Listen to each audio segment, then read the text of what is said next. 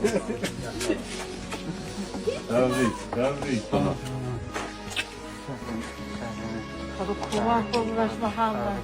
Aleyküm.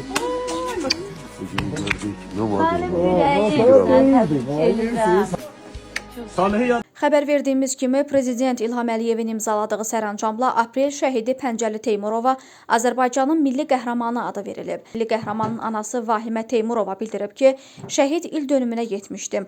Yolda gələndə bu xəbəri eşitdim. Bu xəbəri mənə verəndən Allah razı olsun. Sevincimdən nə deyəcəyimi bilmirəm. Atası bu arzu ilə yaşayıb dünyadan köçdü.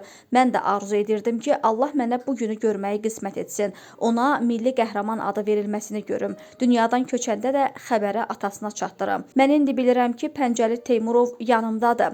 Onu burada hiss edirəm. Cənab Prezidentimiz Ali Baş Komandan İlham Əliyevə təşəkkürümüzü bildiririk. Allah Azərbaycanımızı, müzəffər ordumuzu qorusun. Pəncəli Teymurovun qardaşı Famil Teymurov deyib ki, 9 ildir Prezidentin bu fərmanını gözləyirdik. Onun qarşısında baş əyirəm. Bugün Zəfər günü ilə bağlı tədbirdə idim.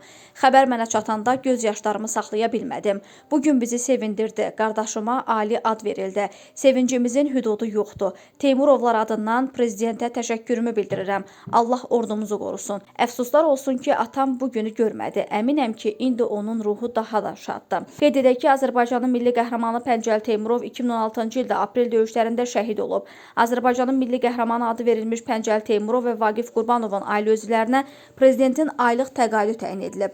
Prezidentin aylıq təqaüdü 2000 manat. Şəhidlik zirvəsinə ucalmış milli qəhrəmanımızın ailə üzvlərinə təyin olunaraq ödənilir.